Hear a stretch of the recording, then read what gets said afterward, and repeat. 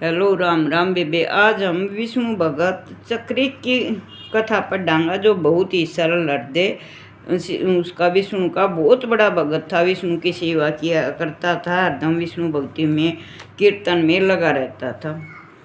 द्वापर युग में चक्रिक नाम का एक भील वन में रहता था। भील होने पर भी उसका आचरण बहुत ही उत्तम था। वह मीठा बोलने वाला था, क्रोध को जीतने वाला, हिंसा परायण, दयालु, दमहीन और माता पिता की सेवा करने वाला था। यद्यपि उसने कभी शास्त्रों का श्रवण नहीं किया था, तथापि उसके हृदय में भगवान भक्ति का कोई अभाव नहीं था। सदा हरि, केशव, वासुदेव, जनार्दन आदि नामों से वह भगवान का स्मरण किया करता था, भजन किया करता था, कीर्तन करता था। वन में एक भगवान हरि की मूर्ति थी। वह उसी की सेवा पूजा करता और उसी के सामने भजन किया करता था।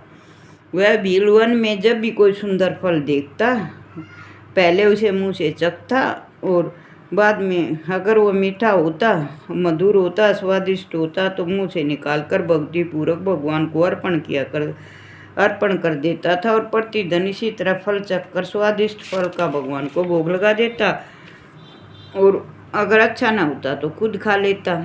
श्रद्धा से भोग लगाया करता। उसको ये नहीं पता था कि जूठा फल भगवान को भोग नहीं लगाना चाहिए। अपने जाति के संस्कार के अनुसार वह बड़ा ही सरल हृदय का था, ऐसा आचरण किया करता था। एक दिन वन में घूमते हुए भील कुमार चक्रिक ने एक वृक्ष पर एक बहुत ही पका हुआ सुंदर फल देखा। उसने वह फल तोड़कर स्वाद जानने के लिए जैसे ही जीभ पर रखा, वह फल बहुत ही स्वादिष्ट था। जीभ पर रखते ही वह उसके गले में उतर गया। चक्री को बड़ा दुख हुआ।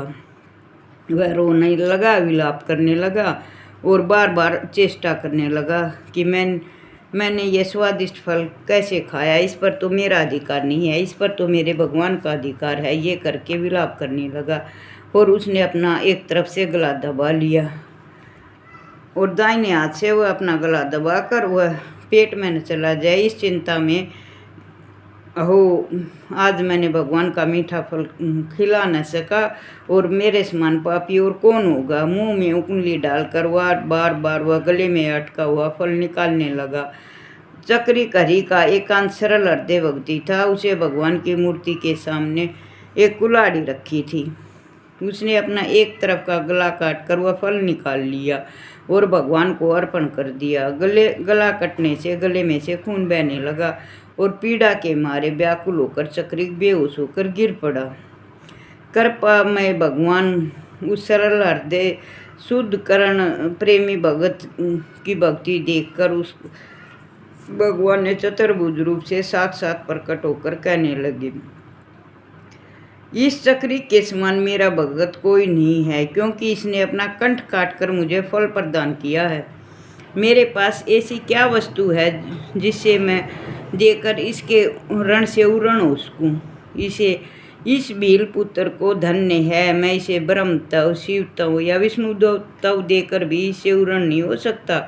इतना कहकर भगवान ने उसके मस्तक पर हाथ फेरा और कोमल करकमल का स्पर्श होते ही उसकी सारी व्यथा दूर हो गई। उसका गला ठीक हो गया और वह उसी क्षण बैठा हो गया। भगवान उसे उठाकर अपने गोद में बैठा कर और पीताम्बर से जैसे पिता अपने प्यारे पुत्र के अंग की धूल झाड़ता है, उसी तरह उसके अंग की धूल झाड़ने लगा। और चक्री को जब होश आया, उसने भगवान को साक्षात अपने सम्मुख देखकर हर्ष से गदगद कंठ हो मधुर वाक्यों से उसकी स्तुति की। हे गोविंद, हे केशव, हे हरि, हे जगदीश, हे जगदीश्वर, हे विष्णु, यद्यपि मैं आपकी प्रार्थना करने योग्य वचन नहीं जानता, मैं अज्ञानी हूँ, तथापि मेरी रचना आपकी स्तुति करना चाहती है। हे स्वामी, कृपा कर मेरे महान दोष का नाश कीजिए। हे चराचर चक्रधारी, जिस पूजा से प्रसन्न होकर आपने मुझ पर कृपा की है, आपकी उस पूजा को छोड़कर संसार में जो दूसरे की पूजा करते हुए महामूर्ख है। भगवान उसकी स्तुति पर बड़े प्रसन्न हुए और उसे वर मांगने को कहा। सरल हृदय भक्त बोला, हे परम ब्रह्मा, हे परम धाम, हे कृपा निधान, हे कृपामय परमात्मा, जब मैंने साक्षात आपके दर्शन प्राप्त कर ही लिए हैं तो मुझे वर की क्या आवश्यकता है। परंतु हे लक्ष्मी नारायण, आप वर देना ही चाहते हैं तो कृपा करके यही वर दीजिए कि मेरा चित्त सदा आपकी सेवा में लगी रहे, मैं अचल रूप से आपकी भक्ति करता रहूं। भक्तों की ईश्वर के सिवा और कौन सा वर चाहिए। भगवान प्रसन्न हो अपने चारों विशाल भुजाओं से चक्री का आलिंगन किया और भक्ति का वर दे वहाँ से अंतर्ध्यान हो गए। तो उसके बाद चक्री अपने घर को चला, वहाँ भगवत कृपा से ज्ञान लाभ, अंत में देव दुर्लभ मोक्ष पद को प्राप्त हो गया।